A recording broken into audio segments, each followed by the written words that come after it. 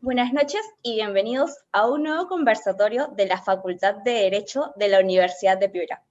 En esta ocasión conversaremos con uno de nuestros egresados acerca del modo en que la universidad aborda la carrera y cómo prepara a los estudiantes para desempeñarse en el mundo laboral. Hoy hablaremos acerca del servicio parlamentario en el Congreso de la República. Para ello nos acompaña José Antonio Hidalgo Rodríguez.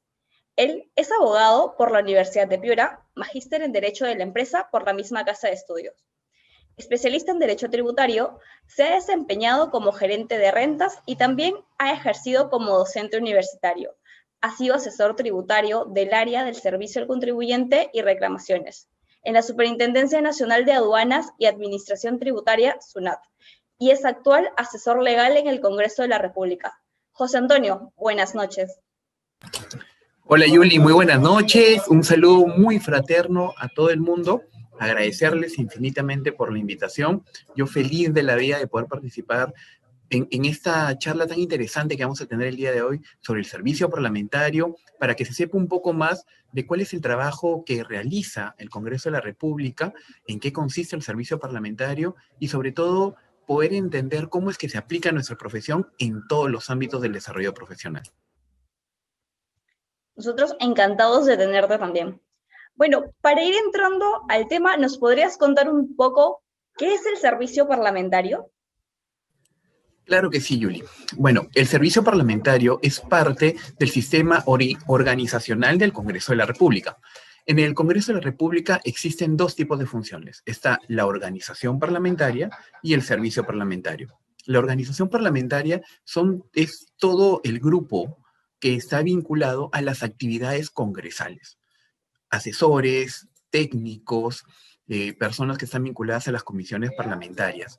Ellos pertenecen a la organización parlamentaria. Luego está el servicio parlamentario, que es donde yo pertenezco, que somos el área administrativa del Parlamento. El servicio parlamentario es totalmente independiente a la organización parlamentaria, es decir, no depende de ningún congresista, ni tampoco está vinculado a la actividad que esto realiza, pero sí somos parte del área, por ejemplo, administrativa. Está la gerencia de administración, está también, que es la cabeza administrativa del Congreso de la República, la Oficialía Mayor. También participa acá mi área, que es el área legal y constitucional del Congreso. Ahí estamos nosotros en el área de asesoría jurídica y justamente en mi trabajo lo que me encargo de ver es todo el sistema legal del Parlamento en resoluciones administrativas, contrataciones, también vemos temas laborales internos. Los procesos judiciales ya se encarga el área de Procuraduría Pública. También formamos parte de la emisión de los acuerdos de la mesa directiva sobre distintos ámbitos administrativos del Parlamento, y en ese mismo sentido somos los encargados de elaborar los contratos y los convenios que pueda firmar el Parlamento con distintas instituciones del Perú y del extranjero. Qué interesante conocer un poco más acerca del servicio parlamentario. Y en tu caso, ¿nos podrías contar específicamente un poquito más de lo que consiste tu labor como asesor legal? Claro que sí, Yuli, no hay ningún problema. Bueno, te comento. Yo entré al área de asesoría legal del Parlamento en junio de este año a raíz de una propuesta que llegó a mí. Vieron parte de mi participación en redes, conocían un poco mi currículum, que además lo envié, me hicieron una entrevista y pude ingresar. Yo, en el área de asesoría jurídica, por mi especialización, me encargo de toda la materia tributaria del Parlamento. Yo he sido uno de los autores prácticamente de distintos recursos administrativos de reclamación ante la administración tributaria, tanto SUNAT como el SAT, sobre algunos puntos divergentes en la determinación de impuestos. También dentro del Parlamento soy el encargado de ver todo el tema tributario de las remuneraciones. Entendemos que en el Parlamento existen distintos conceptos remunerativos, tanto para el servicio parlamentario como para la organización parlamentaria. Y es ahí justamente donde vuelco mis conocimientos tributarios para analizar ese tema, pero también me han requerido para ver distintos temas administrativos, para resolver apelaciones, recursos de reconsideración administrativa, y también he tenido la posibilidad de revisar algunos temas de propiedad intelectual vinculados al derecho de autor.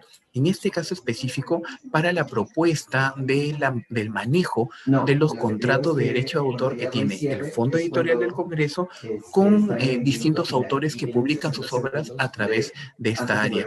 También, Yuli, he podido participar de distintas reuniones multipartidarias con las comisiones y con algunos congresistas que pretenden, en algunos casos, generar convenios entre el Parlamento y otras instituciones, tanto nacionales como internacionales. Y justo hace poco también participando de mesas multifuncionales para poder establecer nuevos sistemas administrativos y también de manejo interno producto de la pandemia que estamos atravesando. Es decir, como te puedes dar cuenta, he ampliado mi rama tributaria y eso a veces pues nos saca un poco de contexto, ¿no? Porque alguien dice, oye, yo soy tributarista y si no es tributario no lo veo, pero gracias a la formación que recibí en la Universidad de Piura puedo desplazarme prácticamente como pez en el agua en cualquier área del derecho que se me exige.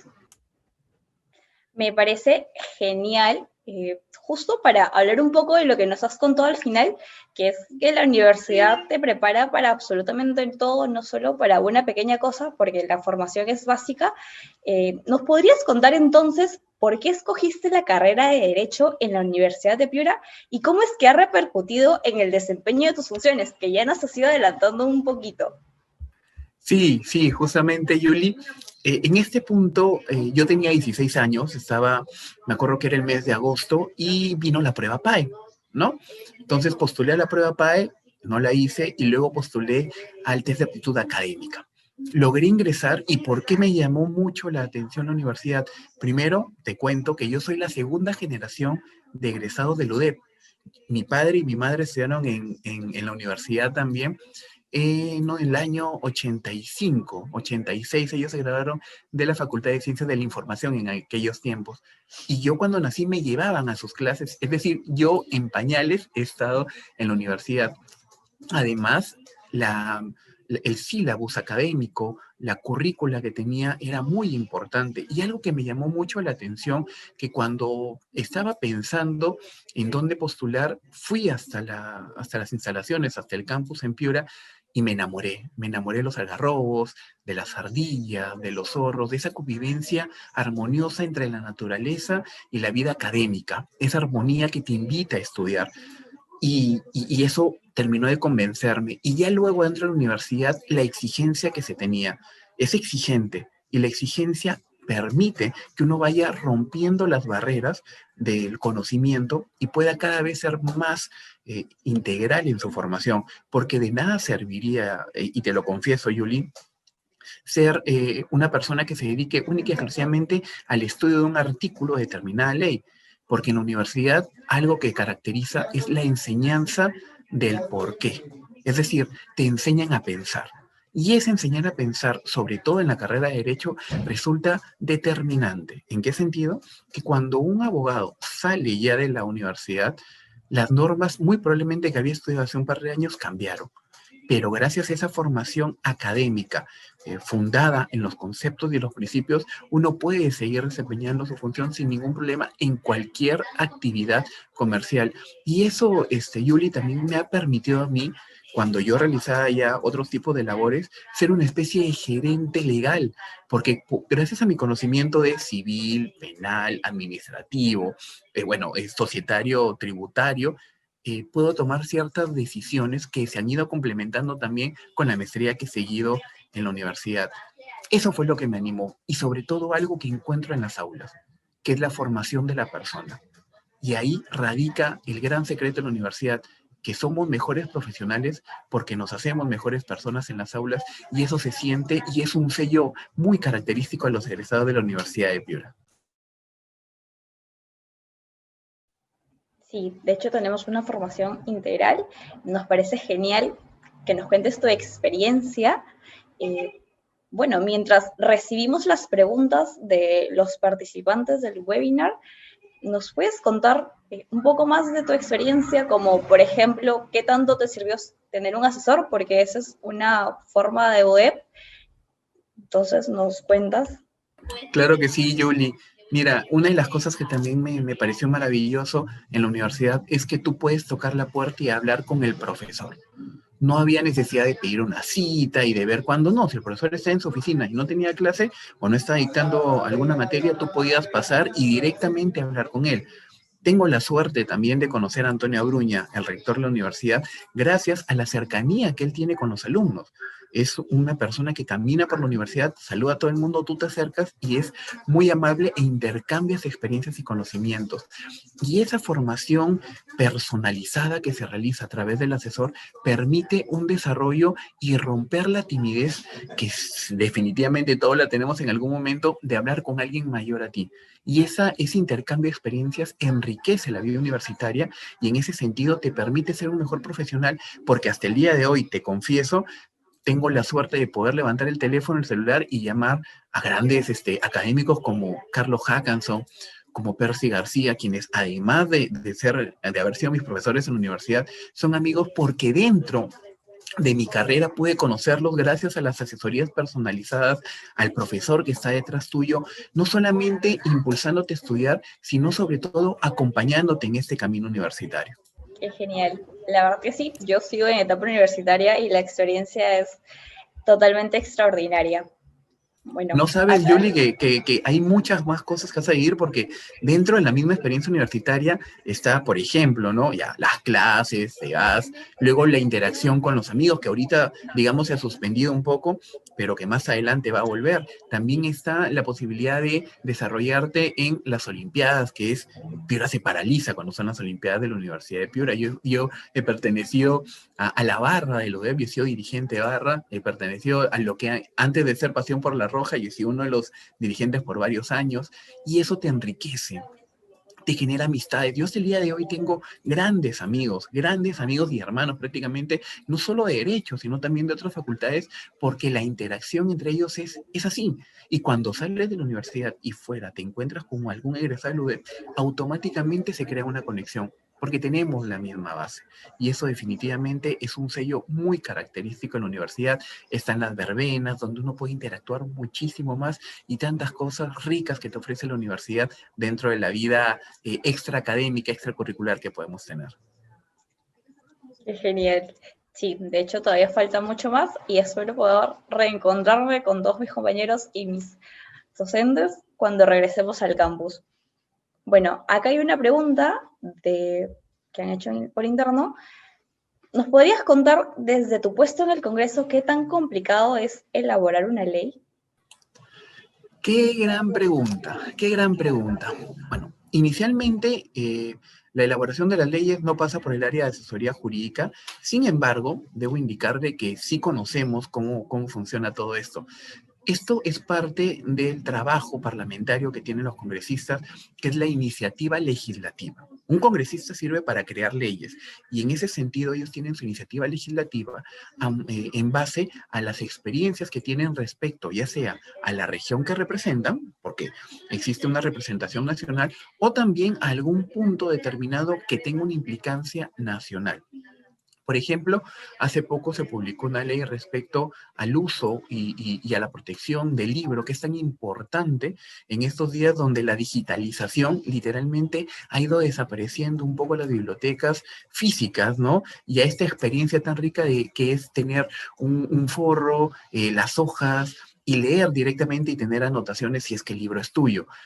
También han salido algunos proyectos de ley que permiten justamente un mejor desenvolvimiento de la sociedad y que buscan, en algunos casos también, hacer mucho más duras las penas contra los delincuentes. Entonces, primero es una propuesta que trabaja un congresista, un grupo de congresistas, y se presentan a las comisiones. Por ejemplo, si es algo vinculado al tema penal, Comisión de Constitución y Constitución Penal. Y de acuerdo a eso va pasando por cada comisión y cada comisión da un dictamen favorable o negativo. Si es favorable, sigue su curso y después de eso pasa a ser debatido al Pleno. El Pleno, en primera instancia, debate y si decide aprobarla, se aprueba y luego se hace una segunda votación para que se pueda aprobar este proyecto de ley. Este proyecto de ley es emitido con la firma del presidente del Congreso y pasado para la suscripción respectiva por parte del presidente de la República, quien tendrá 15 días hábiles para poder poner su rúbrica y publicarla en el peruano o, en su defecto, devolverla al Parlamento para la observación respectiva, que es lo que hemos visto un poco con lo que pasaba con el proyecto de ley de la liberación del 100% de la AFP, que luego ha cambiado a la liberación de hasta 4 UITs. Ese es el camino normal que sigue una ley, es el camino legal que siguen las normas para su publicación a través del Diario Oficial del Peruano y que sean de obligatorio cumplimiento por todos los connacionales. Bueno, acá tenemos una pregunta que es un poco más de opinión. Te están preguntando, ¿por qué te animaste a estudiar la carrera de Derecho? ¿Y qué cursos son los más difíciles, según tu perspectiva? Qué buena pregunta. Bueno, ¿cómo me inclino por la carrera de Derecho? Más allá de que me gustaba leer desde muy chico, siempre en el colegio tuve ciertas aptitudes hacia la defensa de los derechos, hacia mantener un orden en el colegio, hacia procurar que todas las personas sean tratadas correctamente y debidamente. Y eso pues me inclinó a irme a Derecho. Yo cuando tenía mis test de aptitud también me salían por ahí ese tema, pero ya dentro de la carrera pude ir descubriendo todo eso en Introducción al Derecho, luego con Derecho Constitucional, donde te van abriendo las puertas del conocimiento en todo eso. Hay mucha gente que tiene miedo al inicio y dice, no sé si será derecho, no sé si será ingeniería, comunicación, pero definitivamente derecho tiene algo muy rico, que es que te permite a ti hablar con todo el fundamento, no solamente de las palabras, sino de los hechos, amparados en una ley. Y no hay nada que pueda ir en contra de eso. Y algo que sí tenemos nosotros perenne es que existe una única verdad.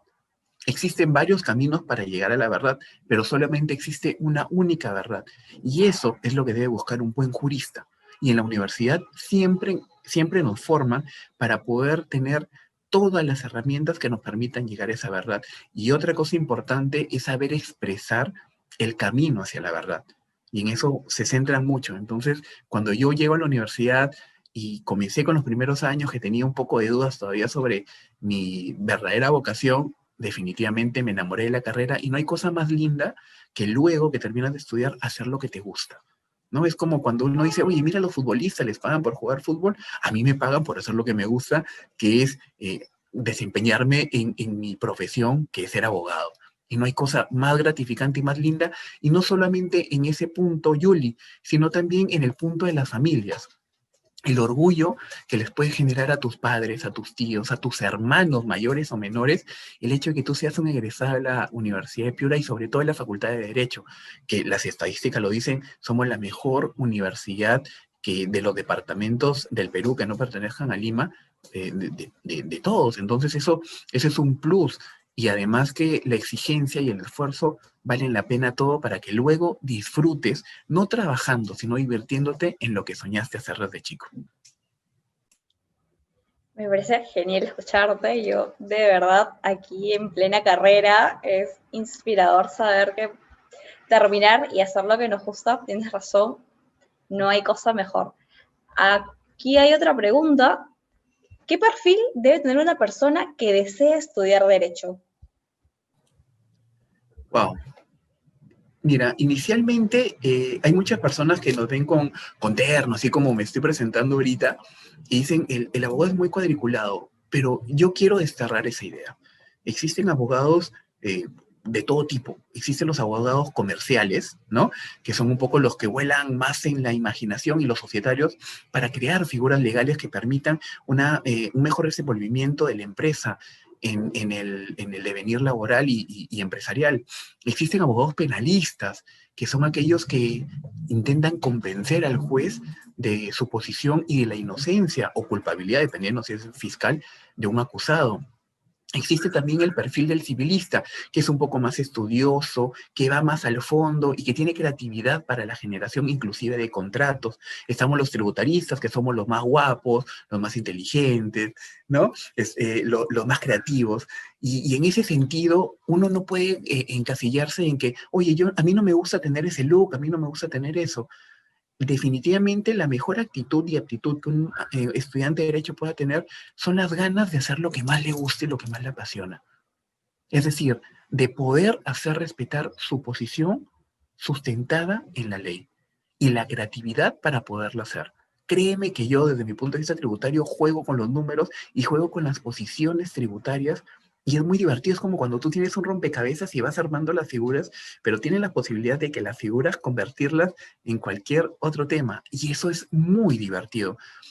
Mira, no sé si me brillan los ojos, pero siempre que hablo de esto, me divierto haciéndolo. Inclusive cuando fui docente en un par de universidades, hacía que mis alumnos vivieran lo que yo estaba haciendo y entrar en debate es fantástico.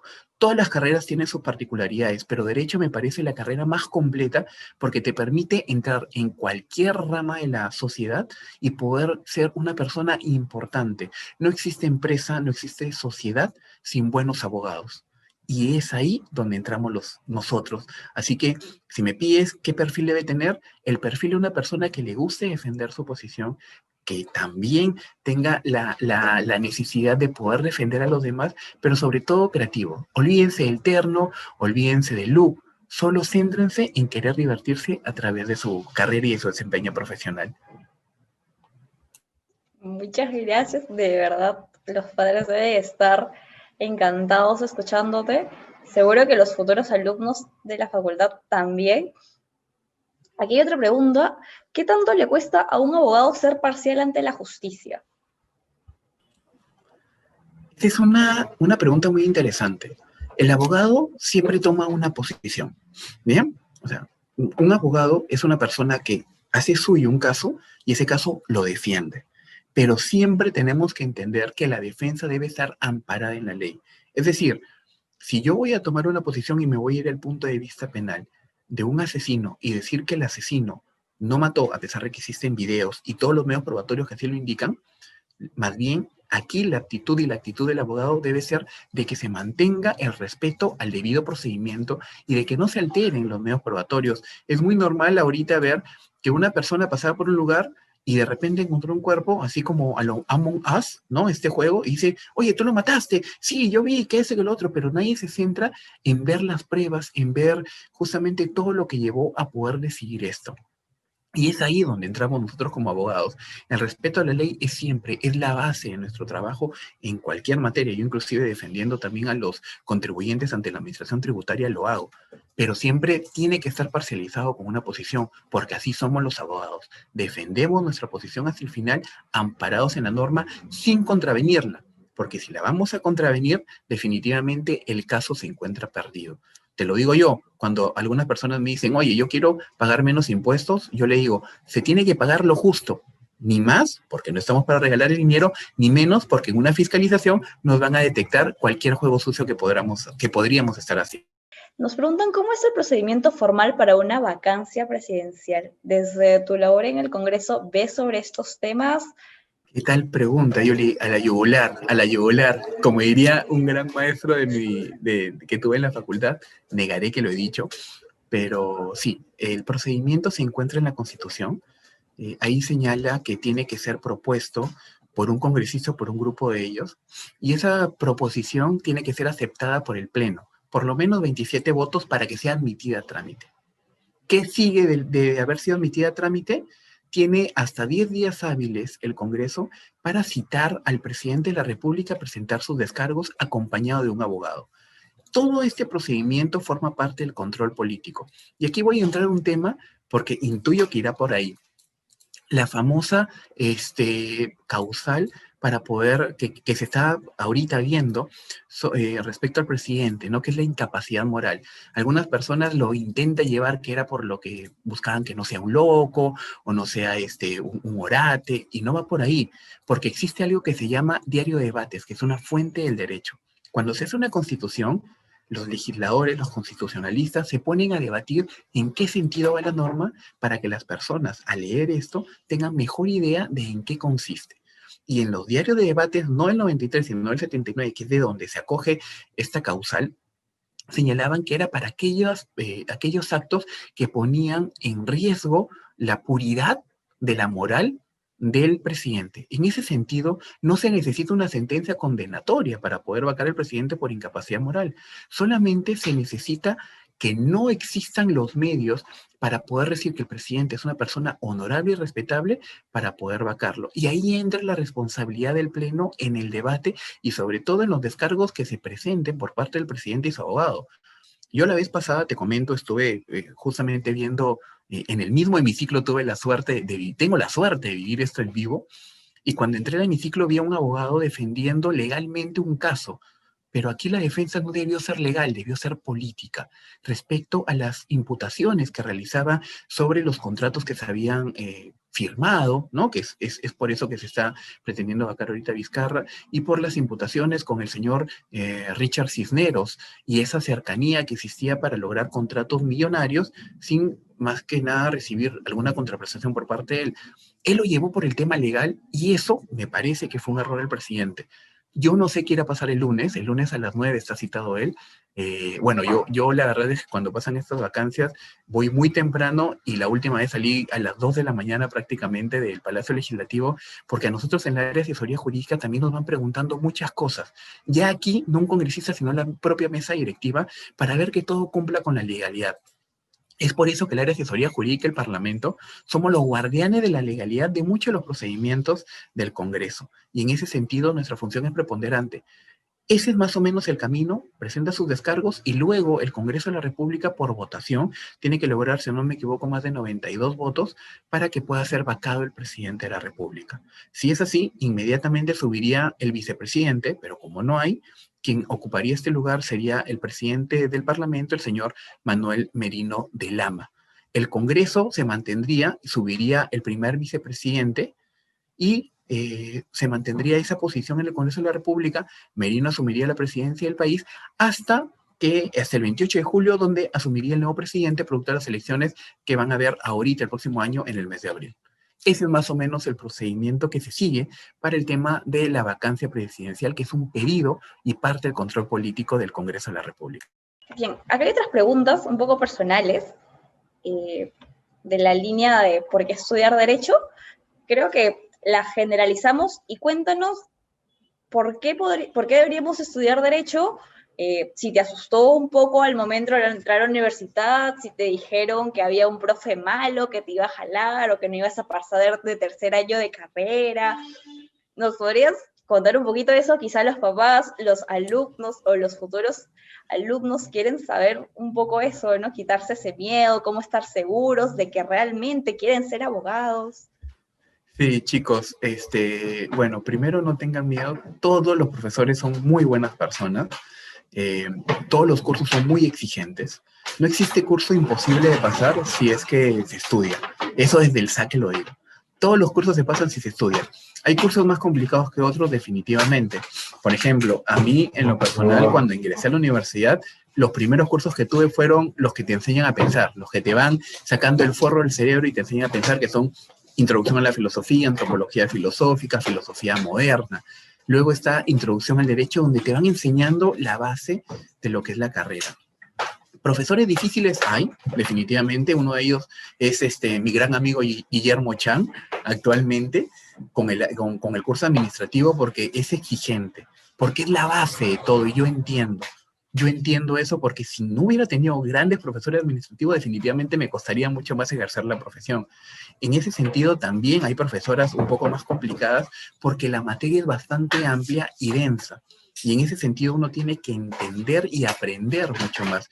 Yo creo que el secreto, Yuli, está en saber las bases para poder desempeñarse normalmente y entender en qué consiste el curso.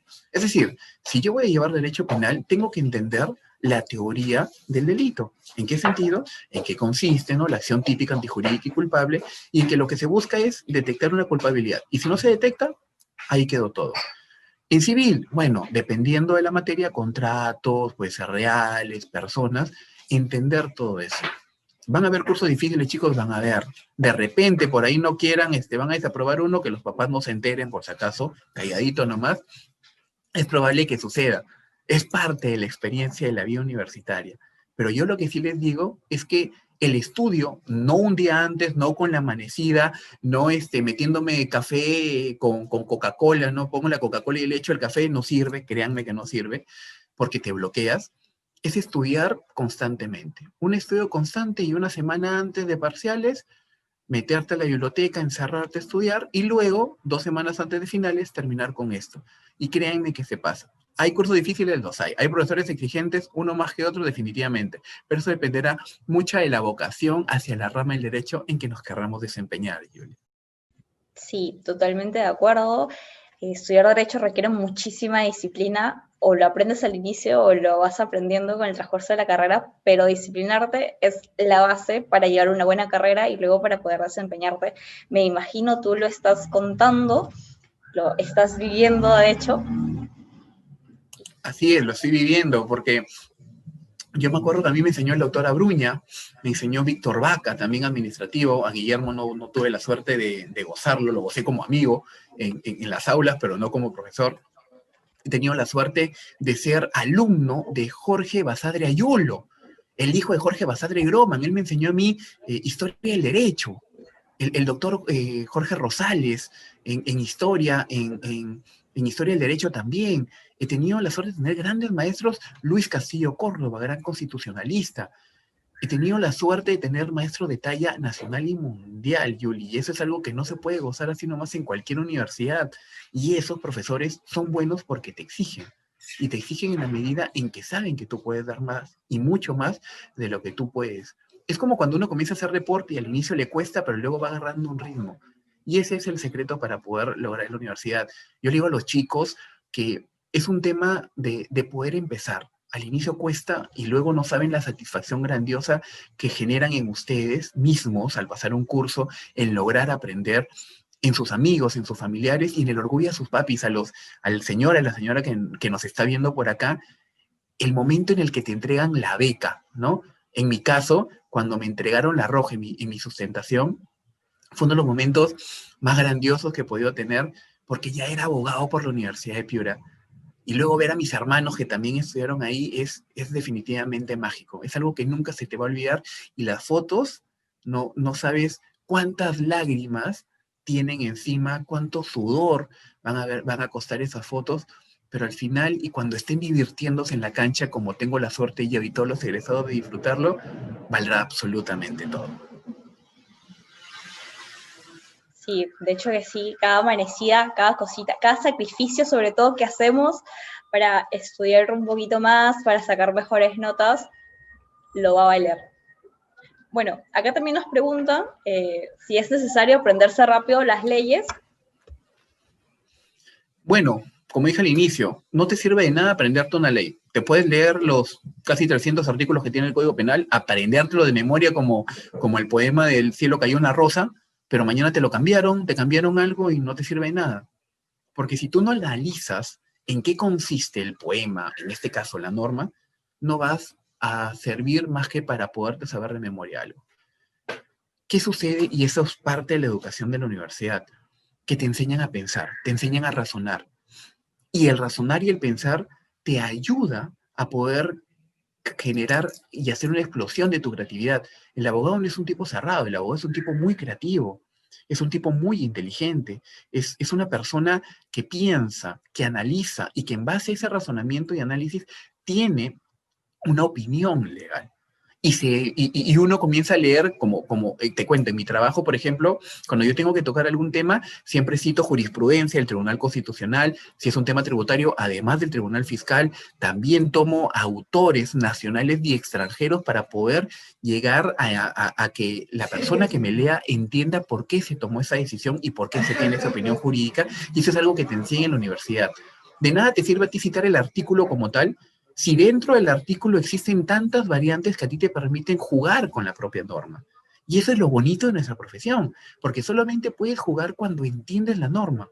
Si tú la lees y la norma la punto por punto, verbo por verbo, sustantivo, adjetivo, vas a tener una idea semántica, pero tendrás una idea legal cuando la entiendes en su esencia, en su estructura y en su espíritu. Y eso es algo que definitivamente es un sello de nuestra universidad para el desarrollo profesional. Bueno, vamos con las últimas preguntas. Bueno, no sé si esto es muy de tu rama, pero espero que nos lo puedas contestar. ¿Cómo un abogado Dímelo. podría volverse fiscal? ¡Wow! Tengo muchos amigos fiscales. Es más, parte de la promo mía y de la promo que me siguió y de la promo anterior, tengo muchísimos amigos fiscales anticorrupción, prevención del delito, tengo fiscales supranacionales, fiscales, todavía no hay ninguno superior porque no estamos en la edad, no estamos tan tíos, por si acaso. ¿Cómo se vuelve uno fiscal? Bueno, primero que te guste el derecho penal o también por ahí el derecho civil, porque hay rama civil, tributaria. Acá en Lima existen todas las ramas habidas y por haber, pero me refiero al desarrollo del Ministerio Público. Pero ¿qué es lo que te tiene que gustar? Primero la investigación para ser fiscal, porque un fiscal investiga, lee, analiza, y no solamente analiza la ley, sino también analiza hechos. Es decir, ¿cómo tú puedes saber que tal persona mató a otra si es un homicidio, si la persona no estaba en ese lugar? Tiene una excelente coartada, y tú tienes que desbaratar eso. Generas una estructura, una teoría del caso. Y eso es lo que trabajas. Te tiene que gustar mucho la investigación, mucho la deducción, ser un Sherlock Holmes prácticamente para poder entender tu caso y poderlo exponer ante un juez. Tienes que tener facilidad de palabra y si no la tienes o te cuesta, la vas adquiriendo en el camino.